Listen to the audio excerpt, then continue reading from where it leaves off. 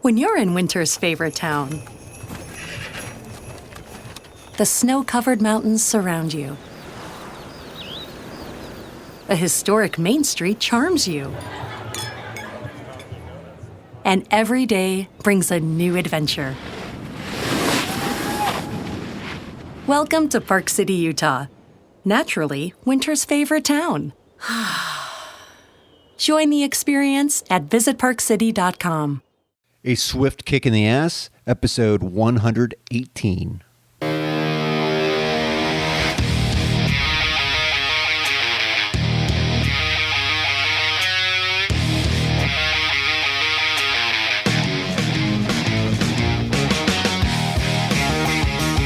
Life is challenging and difficult.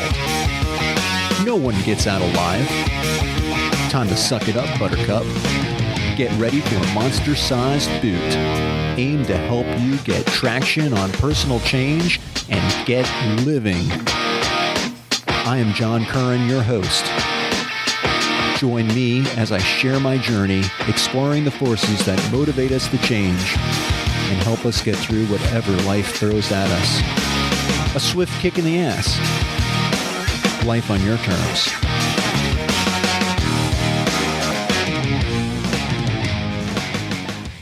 Welcome to another episode of A Swift Kick in the Ass. This is your host, John Curran, and today's topic, clear and present danger in your own backyard.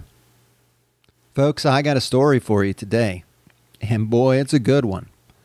So, as you know, I work from home, and I have a couple dogs, and decided to take a little break and take the dogs outside to the backyard so they can, run around, do their business. And just out there for a few minutes and, head back in. It's nice weather. Start heading back in. And all of a sudden I feel this little sting on my ankle. And I look down and it looked like the insect jumped from my ankle. And I'm like, holy crap, a spider just bit me. And I'm thinking maybe it's a black widow or something. I didn't know what it was, but I knew I needed to figure it out. So I'm looking down at the ground, trying to figure out what it was. And then I hear my dog, Phineas, who's a 12-year-old border collie mix. He's behind me, and he's just being swarmed by yellow jackets. And here I am stung. He's being swarmed. He's obviously been bit a couple times. Or stung a couple times. So I run up to the hose and I grab the hose and I, spray him off with the hose, and I'm just trying to get him. I'm trying to get him close to the hose first. So it's chaos. And I have another dog too, an Australian cattle dog, who's just about a year old, and she's yelping too. She got stung. So and they're freaking out. I mean, obviously, and they're looking around, everything buzzing. I mean, it was pretty tense. So we get everything, I think, situated and calmed down, and I think, the yellow jackets are gone. If you've ever dealt with yellow jackets, you'd know they're extremely aggressive. They actually come at you if you mess with their nest, and they don't let up. They're vicious. They're aggressive. They have stingers. They cause a lot of pain. Anyhow, so walk inside the house, and still see a couple, I see, oh gosh, a couple have wrapped up in, Phineas's fur. So I go and I get the brush, and I get a little, dish towel and stuff, I've got to grab some of these insects, and I see a couple of them flying around the house. I'm thinking, oh crap, I let these vicious, aggressive insects into my house, and they're going to sting me and my family. Not good. And so this is all out war. Or at least not at that point, actually. And I'm sorry to give that away. I might need to cut it out. Probably won't, but in any case, long story short, it turns out my dog, when he was rolling and doing his little happy roll, on his back in the backyard, it's so cute. And it was very cute when I saw him doing that. But apparently he was rolling up and rolling over and collecting yellow jackets in his fur, which is a very thick fur. And he didn't really get stung all that much because his fur is so thick. But those suckers were trying to wiggle down and get to his skin to get him. And when I went to go brush him, that released some of them. And then when he shook out more, even more came out. So we had at least 20, 25 in the house. So it was all out war. I was kind of freaking out, but I knew I was going to have to win. I was going to win, and there was no way I was going to let those bastards win. I was stung. I was in pain. The dogs were in pain. In fact, Isabella, the Australian cattle dog, was hiding under the bed. She's like, she wanted nothing to do with what was going on. And, I'm taking out these yellow jackets as I can, but they're hard to see. They're very fast. And I've had to search for the insecticide, which don't really use all that often. But, knowing I let these suckers into my house and how dangerous it was, and how painful and terrible it was to let them into my house, really gets me thinking. And it's so easy for us to just assume everything is okay. When I let Phineas into the house, I did my due diligence. Or I thought I did. I looked through, I looked at him. Now, of course, he wanted to get inside. Isabella wanted to get inside. They were kind of freaked out. I was freaked out. I let my emotions get to me. I'm sure my heart rate was up and, adrenaline was flowing and everything like that. Maybe I wasn't thinking clearly because of all that, but I didn't really ever come across anything like this before, too. So it was a new situation on top of it. But really think about this. This is just a situation that came up in my life. And every day we all have various situations that come into our life and pass, come and go. They pass through. Hopefully. If not, if they're recurring and they're bouncing back and you can't seem to get through it, then that's something else. In any case, here was this clear and present danger in the backyard. I think I got it calmed down. I think I solved the problem. I brought it inside the house and created a whole new problem for myself. Now, if I would have been smart, or at least a little bit more conscious or aware of what I was doing and the actions that I was taking and the consequences of those actions, perhaps I would have handled it differently, and I would have made sure that Phineas was free of these stinging insects. I didn't do that. But, does it really matter at this point that my assumptions were wrong? Well, if I'm trying to learn from my mistakes, yes, they are. It is important. But that has a limit too. I can't kick myself too hard for it because I've never come across anything like that. That's so extreme, so out there. That's never happened to me before. It's brand new. So, of course, and plus I'm human. I'm going to mess up. We all make mistakes. You just got to keep trying, keep pushing, and keep trying to better your terms of your life. So here's a term of my life, a situation that I'm facing that absolutely sucks. It is painful. It's emotional. It's, stinging insects, okay? I don't have any phobias against them, so I'm lucky with that. But I definitely got angry that they were in my house, and I had done nothing to them, and they were coming at me with a vengeance. In fact, when I went upstairs to go see if I had medicine, this like spray for insect bites, I was wearing a light pullover sweatshirt with a hoodie, and I guess one got up into my shirt and got underneath, and it actually stung me up underneath the arm through my shirt. I mean, I went It went up into my shirt, got right up to the skin, so it could sting me. They're out to get you, and they're going to get you. And that too, I think, isn't that true in life and these situations that come our way? Don't you have the human equivalent of yellow jackets come into your life, or the human equivalent of yellow jackets?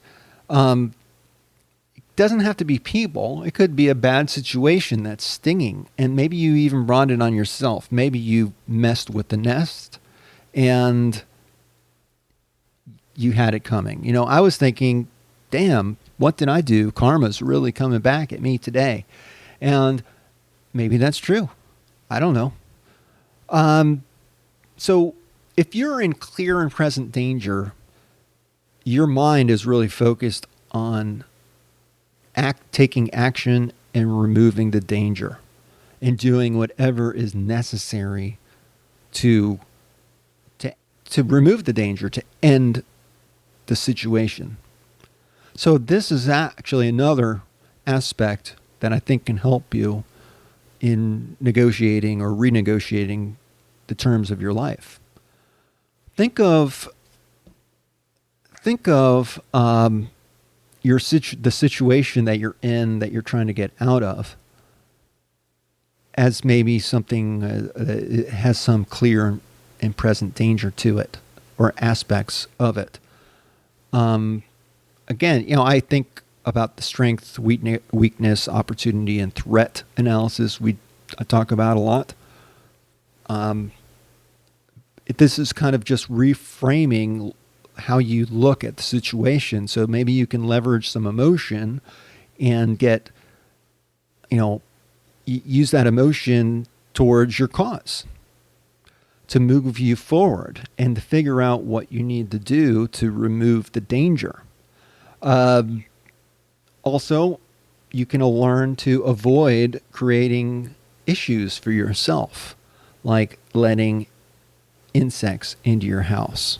So here I was thinking I was solving the problem, letting the dogs in the house and getting away from the danger, but I was actually putting myself in more danger because I was now in a confined space with angry insects. So the way I equate that to regular life is situations where we think we're solving the problem, but we're really just punting the problem. The problem's not going away. We're just kicking it away from us, so it's a little bit in the distance. But don't you worry, it will come back. It's better to just nip it in the bud, as they used to say on Andy Griffith. Nip it in the bud. Remove the danger. Remove the issue. End it. Don't leave it hanging. And recognize that if you do make mistakes, it's okay. We're all human. We're going to make mistakes. But keep trying and try to learn from how you survived, and give yourself some credit. This is also another aspect of the Yellow Jacket situation. I survived it. Some people get swarmed by insects, aren't so lucky. Insect bites are very dangerous, especially if you are allergic to them.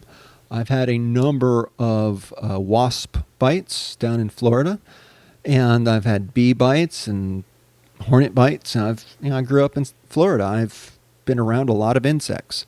I've been stung. I've been bitten. It's not fun. But their poison builds up in your body and in your system. So I know that there was one time I got stung on the face, and it swole up my face. I mean, so almost I was not even recognizable. My face was so swollen just from one insect bite. I was lucky that the pain this time the stings were painful, but they They weren't really swelly. Swelly. Coming up with a lot of new terms for you today. Anyhow, I hope you got something from this part of my journey, which is kind of exciting. I hope you learned from my mistakes. And think I'm done, at least for this episode. So I hope all is well out there. And I'm going to have to change my ending because, as you know, I don't have a Facebook page for a Swift Kick in the Ass, but I am under John W. Curran. It's a public figure page. So I do have, I have to have some privacy, but I do have a public figure page, and I try to keep it to, positive change items and talk about the podcast and things like that, and also some of the other projects that I'm working on too, that are not necessarily related to positive change, but I think you'll get a chuckle out of. I think Tom would have gotten a chuckle out of it, and I think Tom was probably rolling. He was probably laughing his ass off, looking at me at war with these yellow jackets. I had the spray can in my hand, had my back up against the wall, I had to sit down low so I could see these little bastards come my way. And then I took them out one by one. It was like Predator. I don't know. It wasn't like Predator. In any case, hope all is well, doing well. That's it for today. This is your host, John Curran. This is a Swift Kick in the Ass podcast. And until next time, peace.